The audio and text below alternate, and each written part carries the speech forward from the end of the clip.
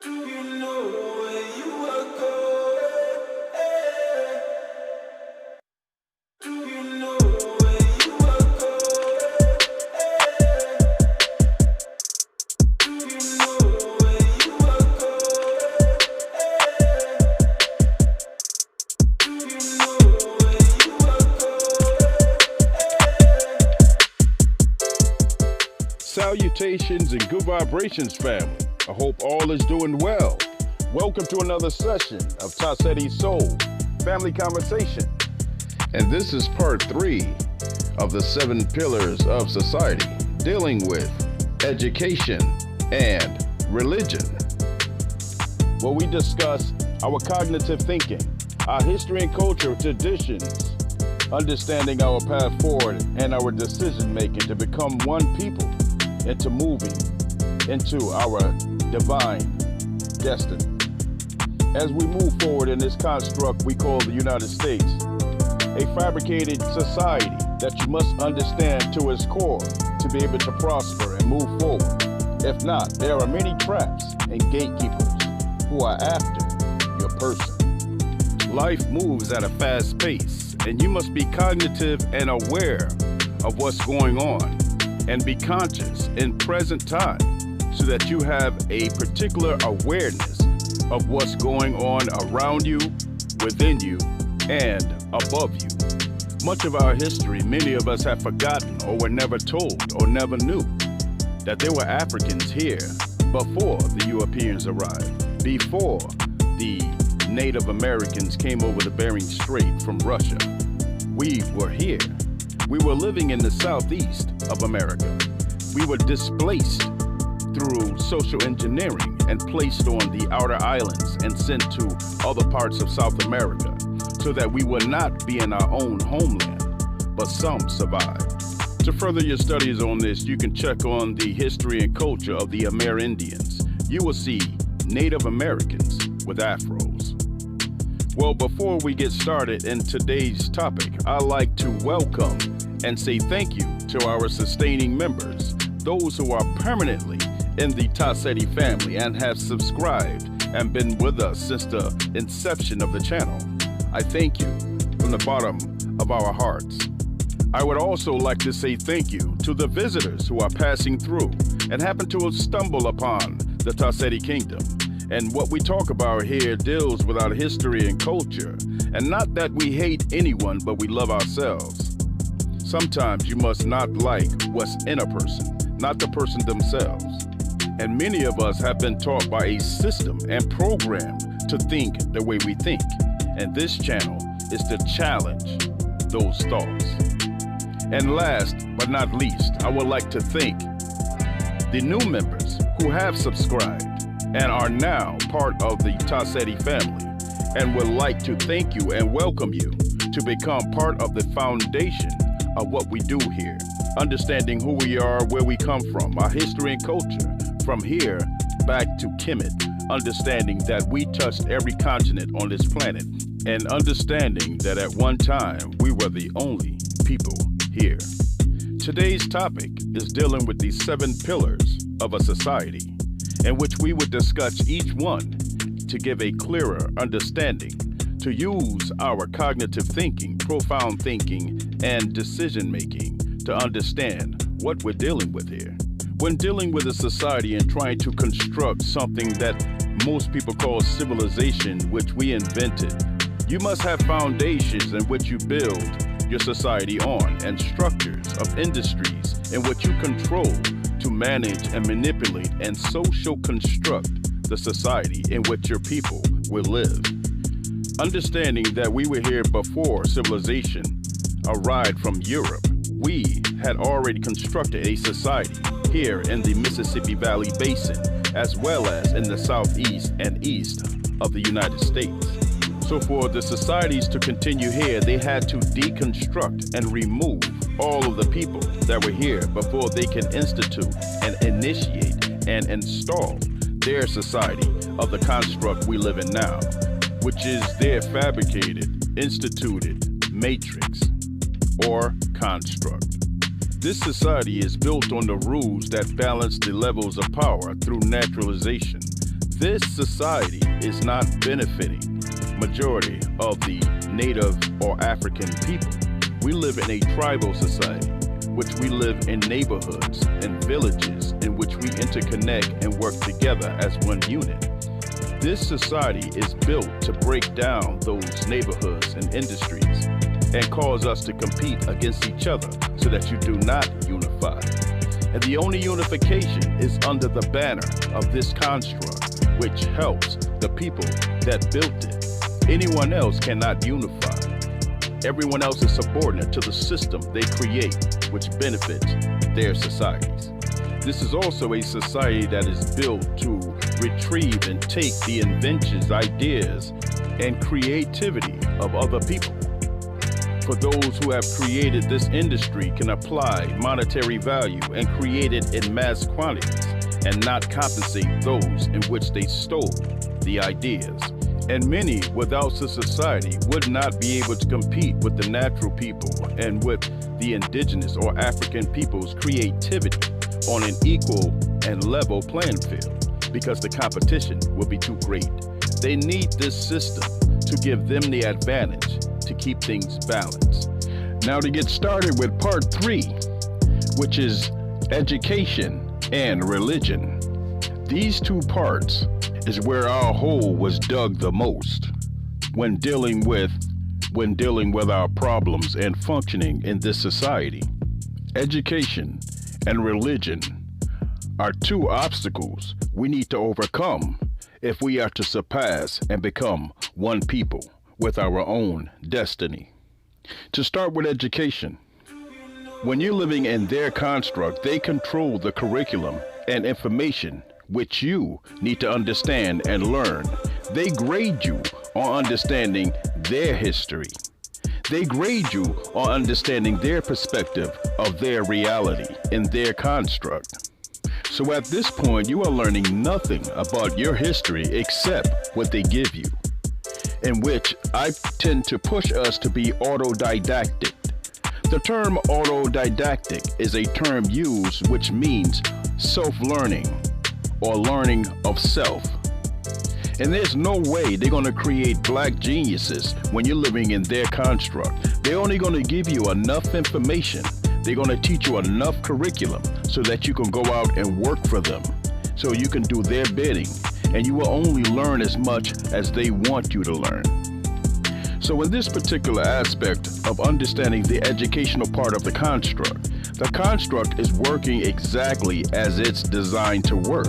It's not to make you know who you are. It's not to make you understand our history in Kemet, Africa, the Songhai Empire. It's not there to teach you the Fulani, the Mali Empire, or about Mesopotamia. It is not there to teach you about the Moors, which controlled Europe for 711 years. It is not there to teach you about the Amerindians, who was the Africans who was here before the Native Americans. We had Native Africans running around with afros as indigenous people in this land you call the United States. So when Malcolm X said, "We didn't land on Plymouth Rock, but Plymouth Rock landed on us," he was telling the truth. We as a people have an innate talent to learn much faster and much quicker and much deeper than any other people on the planet. We have a culture of being very creative and improvising where necessary. The American educational system will not tell you that Africans learned Spanish far before they learned English. English was the last native tongue that we've learned. So as my kids are learning in school and they come home with homework that says they need to learn French, I ask, why can't they learn Swahili, which will be the unified language of Africa going forward? All 52 nations subscribe to understand that they must unify the continent with one language, and that language is Swahili. And if you're an African child, why can't you learn your native African language so that you can connect and contact and speak with your people? But as I mentioned before, they want you to learn their history. They want you to learn their gods. They want you to learn their ancestors because they want you to speak their language. Language is one of the contexts in which you conquer a people. taking away their language and taking away their culture and taking away their religion. So language is very important in education.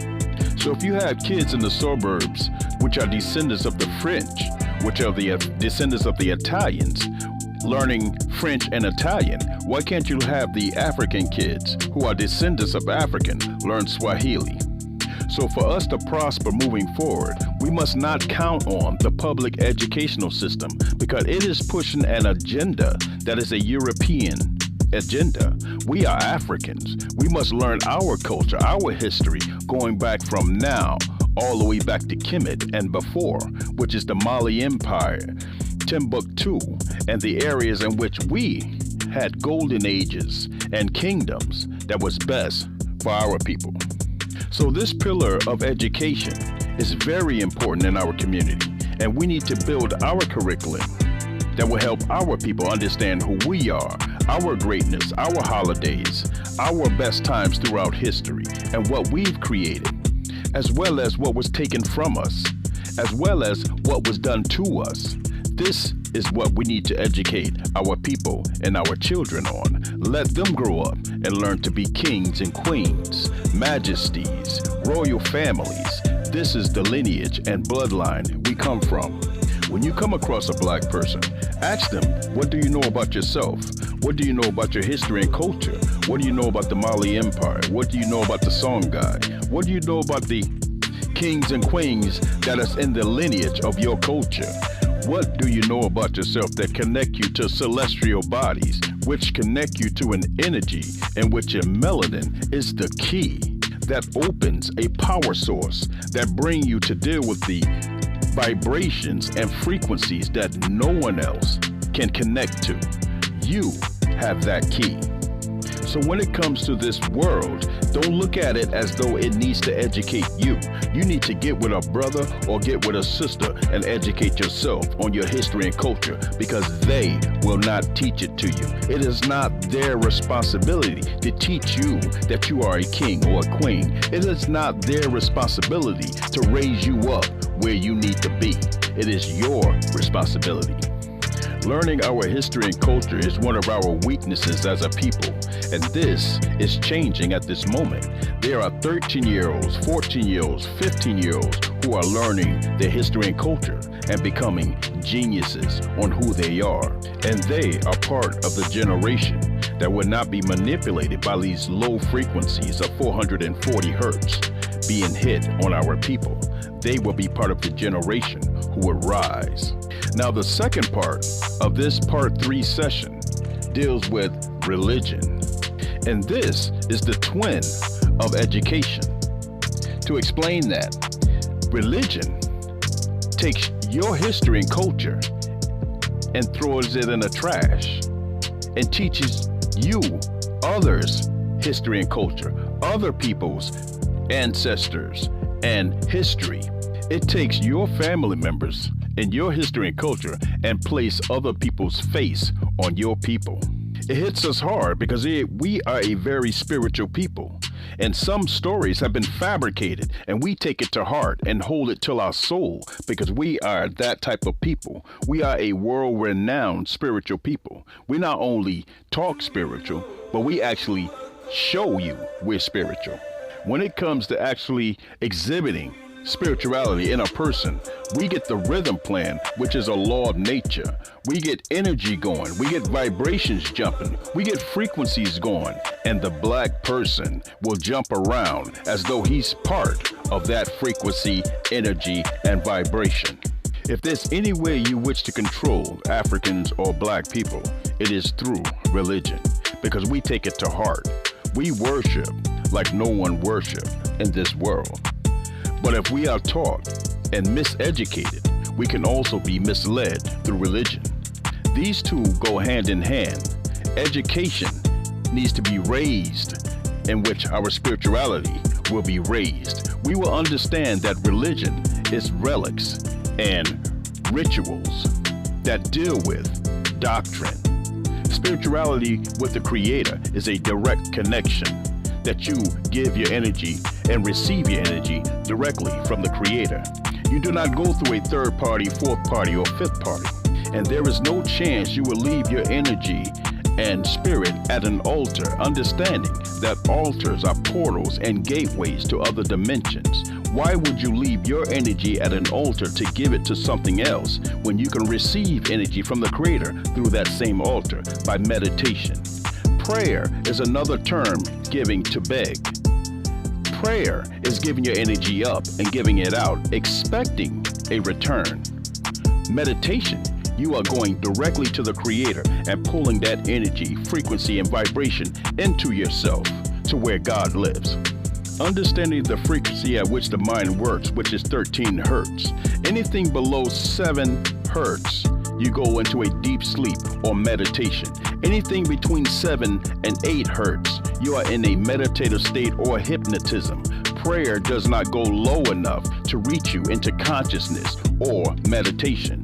Prayer leaves you awake enough because you are speaking while you are praying, in which you are not in a deep subconscious state. Being in a hypnotic state, you can be subliminally imposed upon. You can be programmed because you're not deeply subconscious, in which you come away from the world. You are actually in the room, hear them talk, and have no control over the information going into your subconscious. With meditation, you are guiding yourself through this spiritual state of divine order, in which you are consciously reaching the cosmos and understanding that the information you pull down is exactly what you want to pull in, not what someone else is suggesting in your subliminal mind. There's many questions you can ask to get the verified truth about religion. There's many people ask the question about Noah's Ark. If everyone was on that boat, it's the same people that's in the world now. How did you get black people in the world after Noah's Ark? I spoke to a pastor and he said not everyone on that boat was the same race. Not everyone on that boat was Asian or different races. So I said, if that's the case, then how did these African tribes who are still indigenous now have a DNA that goes far beyond of those people on that boat? Obviously, he turned and walked away from me. It comes down to understand that all religions came from one basic fact of understanding, which was African. African religion, basically Kemet and other Mali Empire religions, were from the original spirituality. The Ankh, which is the spiritual key or spiritual symbol of African spirituality, is the original symbol. No other symbol goes back further in the history and culture of humans than that symbol. And that term is created a key for a reason. And I'm not sure about other people, but I know the African necessarily need that key to reach consciousness and understand his thorough and profound history and culture from now back to Kemet. A person who has that key around their neck is not usually emotionally frantic as those without it. And no other spirituality will teach you your history and culture from here to the celestial bodies of the universe and covers the sciences as the Ankh. As we come to the conclusion for these two topics, which was education and religion, I hope you see the connection between these two, because when you study the Ankh and spirituality, or your African spirituality, you are also covering your education, and you are also covering your history and culture and the power you have within and your connection through your melanin to the universe. So as we end part 3, I thank you for listening to this session, which was education and religion. I thank those who are sustaining members, for you are the foundation and backbone of this kingdom, which is an eternal and internal kingdom. And I'd like to say thank you to those visitors who are passing through, who happen to stumble upon the Dissected Kingdom, in which we are the backbone of understanding, looking at the way we think, apply, and make decisions in the world, understanding that all decisions have consequences, and being that we are a conscious being, we want to make the best and deliberate decision we can. And I say welcome and thank you to those new members who have just joined the Dissected Kingdom, because they are interested in understanding how we make better decisions, looking at our past into our future, understanding that our decisions have grave consequences and that we need to unify worldwide throughout the diaspora because all Africans can share the same blood, including the native Latinos who are now in the family and understand that they have African blood that runs through their veins. We are all one family. Thank you for listening. I am you and you are me. We are the roots of the tree. I seek righteousness, I see righteousness, and I be righteousness. Love, peace, and power. Pharaoh J. Tassetti.